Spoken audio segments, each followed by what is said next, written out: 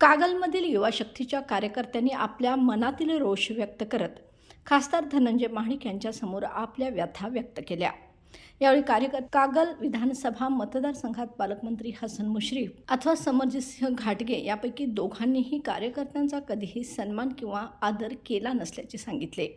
धनंजय महाडिक गटाचे एकूण 10 ते 15 हजार कार्यकर्ते असून प्रत्येक वेळेला आम्ही त्यांना मदत करायची आणि त्यांनी आम्हाला विसरायचं, त्यामुळे इकडे आड आणि तिकडे विहीर अशी कार्यकर्त्यांची कागलमधील युवा शक्तीच्या कार्यकर्त्यांची अवस्था झाल्याचेही कार्यकर्त्यांनी यावेळी नमूद केले।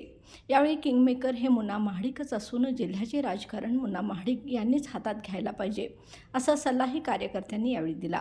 यावेळी कार्यकर्त्यांनी तुम्ही तुमचा धर्म पाळा, आम्ही आमचा धर्म पाळतो, किंवा आम्हाला मोकळीक द्या, आम्ही निर्णय घेतो असंही बोलून दाखवलं। यावेळी खासदार धनंजय महाडिक यांनी बोलताना कार्यकर्त्यांची बाजू समजून घेऊन कार्यकर्त्यांच्याकडून माफी मागितली व सकारात्मक आणि विकासात्मक राजकारण करण्याचे आश्वासन दिले। यावेळी बोलताना खासदार धनंजय महाडिक म्हणाले की हा एक आश्चर्याचा आणि आनंदाचा धक्का तुम्ही मला दिलेला आहे। इथे उपस्थित असणारे बाळ, चांसर, सागर, पिंटू, विजय, देसाई, शिवाजीराव, ज्योतिराम, पाटील साहेब सगळीच आता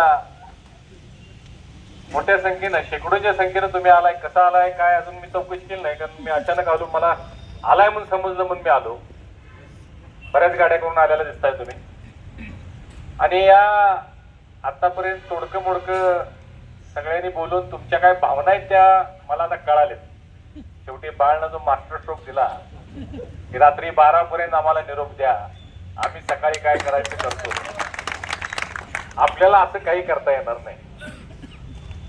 तुम्ही सगळा इतिहास सांगितला आणि तुम्ही सगळे माझ्या इतिहासाचे साक्षीदार आहात। तुम्ही सगळे माझे सोबती आहात, माझ्या कुटुंबातले सदस्य आहात। 2004 पासून युवा शक्तीची स्थापना झाल्यापासून तुम्ही सगळे माझ्यासोबत आहेत। माझ्या जीवनामध्ये अनेक राजकीय स्थित्यंतर आली। 4 ला पराभूत झालो, 9 ला माझं तिकीट कापलं, 14 ला उमेदवारी मिळाली, जिंकलो, 19 ला पराभव झाला, परत राज्यसभा गेलोय, सगळं तुम्हाला माहिती आहे। आणि या माझ्या सुखदुःखात तुम्ही सगळेजण माझ्या सोबत आहात। परंतु खरंच आज मला हे जाणवलं बाळ, वरच्यावर आपण भेटायला पाहिजे, आपण आपल्या आपल्या तालुक्याचा मेळावा घ्यायला पाहिजे, त्याशिवाय तुमच्या मनातलं कसं मला कळणार। आज तुम्ही बोलला, कधीच तुम्ही असं बोलत नाही, अशा वाटेनं तुम्ही कधीच चाललेला नाही, तुम्ही फक्त आदेशाचीच वाट बघत आलाय आजपर्यंत। परंतु आज तुम्ही तुमच्या मनातल्या भावना व्यक्त केल्यानंतर मलाही जाणवलं की मी कुठेतरी चुकलोय, मी चुकतोय, आणि त्याबद्दल मी तुमच्या सर्वांची दिलगिरी व्यक्त करतो। ही वस्तुस्थिती आहे।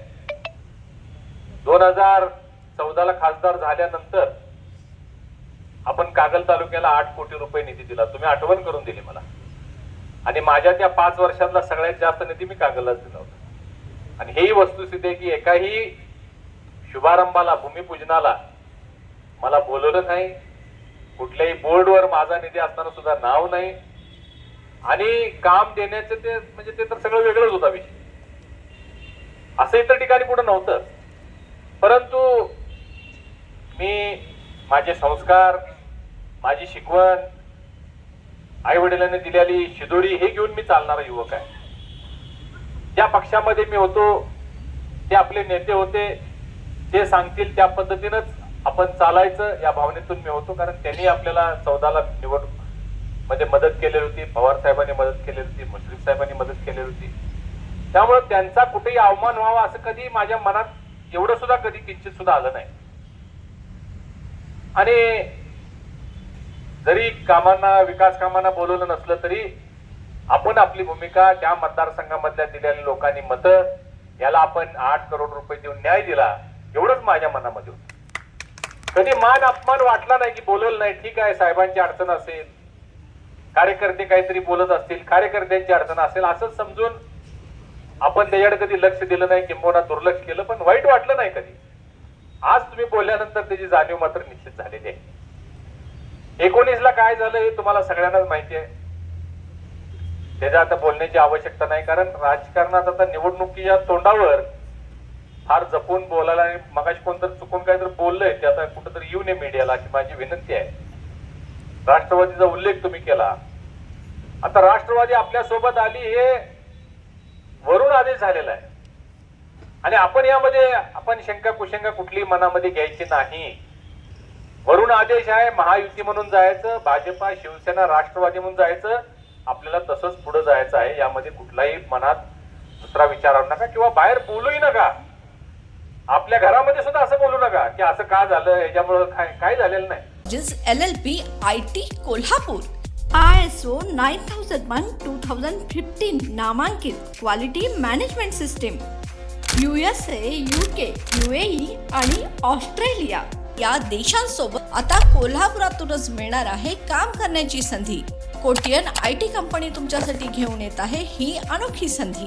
डेटा एंट्री ऑपरेटर व इनबाउंड व्हॉइस प्रोसेस या 2 पदांसाठी वॅकन्सी उपलब्ध.